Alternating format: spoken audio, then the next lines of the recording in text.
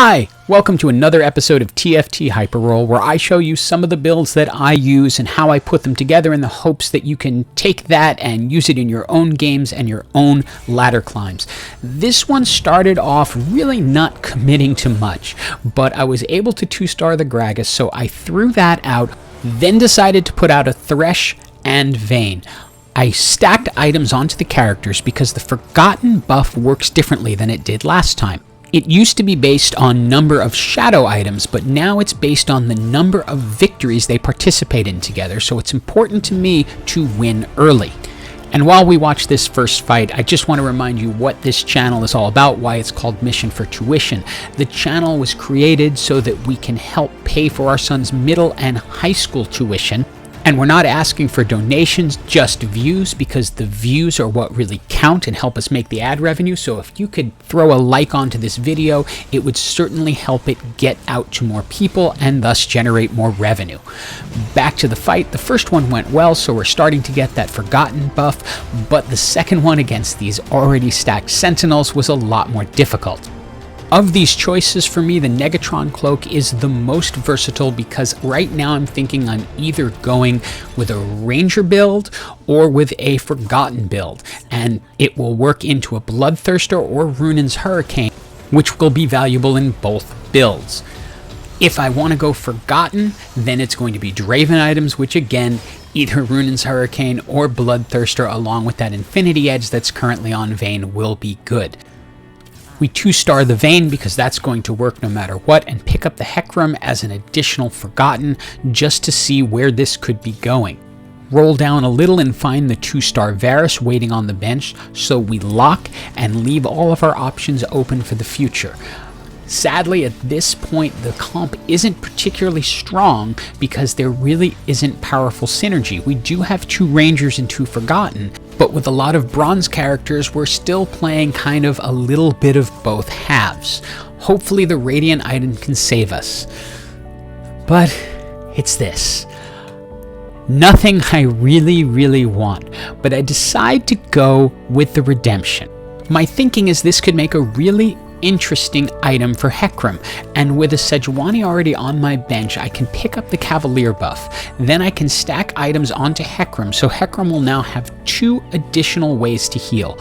We grab a Misfortune, so we have another Forgotten ready to go, but at the moment I'd rather stay with the 2 Ranger, 2 Cavalier, and the 3 Forgottens rather than going to the additional Forgotten buff. This is going to allow Hecarim to take less damage. We'll keep healing with that Redemption, put out damage with his ult, and also with the Sunfire Cape.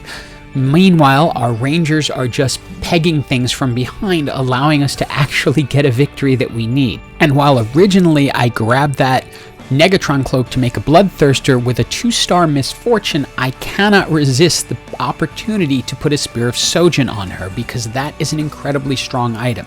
I then end up using the Negatron Cloak to make a Gargoyle Stoneplate for Hecarim just to make him more tanky. But he's still a 1-star bronze character out there, so I'm a little fearful of how it's going to hold up. The Redemption, though, does its job, and in this case extra well, simply because their Syndra threw my Hecarim right to my backline where he was able to keep them healed, and Misfortune was able to put out a ton of damage. Luck jumps into our corner, and with only a 5% chance to roll a 4, we do, and it's a Draven. And I'm willing to get rid of that 2-star Vayne and put Draven in with the Infinity Edge because that's going to mean a lot of extra damage. I put the other Vayne back in because it's getting a buff, but keep Varus on the sideline because I'm going to want to ultimately trigger the Ranger buff again when I get a chance. Notice how well the Hecarim is working out up front. Even though this pony is still only rocking 1 star, that Redemption in its ult is keeping it alive so long that it is able to completely disrupt the other teams. Now let's talk about luck again. A 1% chance to roll a legendary. I get 2. I get a Kale, and I get Viego, the Forgotten. So now I can go to the 6th Forgotten. So Varus for a moment was back in the game, but then immediately put right back out. Luck comes in again as we get a spatula out of this, but in all honesty, I'm not exactly sure what to do with it right now because it doesn't match with anything I really want at this moment. There's also no way of crafting a Forgotten emblem, so the only way to get to 8 Forgotten is to get really lucky and get the Tome of Traits or get the Forgotten emblem as an award off an NPC or something like that. With the chance to pick up an Aphelios as the additional ranger, it's time to say goodbye to the Varus that never really made it into the match. Kept thinking he would, but it never really worked out that way. We lock for the 2-star Hecarim and the additional Aphelios so we can have a really nice potential ranger buff down the line. We really are, though, looking for more Dravens, because Draven's going to need to be a carry in this. And a bronze Draven with a single item, well, that just isn't going to work out too well. But now we have our 2-star Hecarim, and our Super Globe actually gives us a lot of items that we can work with here. So it's time to start itemizing up the Draven in the hopes that he's going to get to 2-star someday. Yes, he will grow up. We go with the Deathblade and the Last Whisperer so that that Infinity Edge will be shredding people's armor and the Deathblade will just be increasing the damage. We get an Assassin's Emblem from this NPC, which it doesn't really fit into our build, but it will enhance the Viego, so we have to put it somewhere. But for the moment, it's time to roll and see what we can get and make out of this. I would love to pick up an additional Cavalier like that Rel over there to make this team even stronger because that will increase the damage reduction. And why not put the Assassin emblem on, oh, I don't know, Thresh, just because.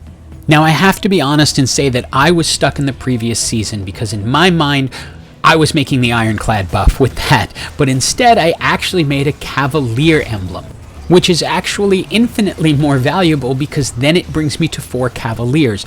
I decide to put it on Viego because I want Viego to last as long as possible, and having the Cavalier buff is going to reduce the damage going in. At this point, I'm feeling good because I'm guaranteed top 4, but I'm still rolling and I want that silver Draven, and there he is. Then something happens I didn't totally expect. I have the Cavalier buff on Viego, so I think he's going to jump to the backline and then run to his target. However, guess that Cavalier actually beats Assassin because instead of jumping, he runs to the backline and then starts attacking, which is not what I expected him to do. Lucky for me, it didn't matter. Syndra flings him and kills him, but my front line is so strong that it's able to stay up, and Draven is so powerful at silver that he's able to do a ton of damage, and even when they kick my Hecarim out of the fight, he comes back in, and with his Sunfire Cape and additional damage, he carries us well into the top 4 and in a really good position to win.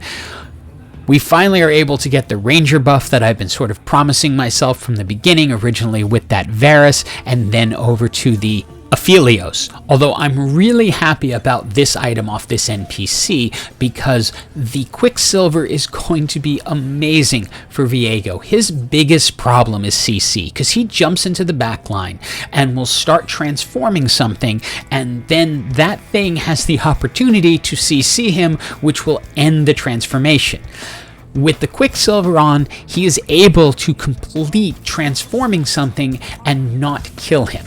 I'm rolling at this point just to see what I can pick up, if there's any chance of maybe 3-starring something or finding something that'll fit a little bit better. Maybe there's some action out there that would change my choice of Rangers.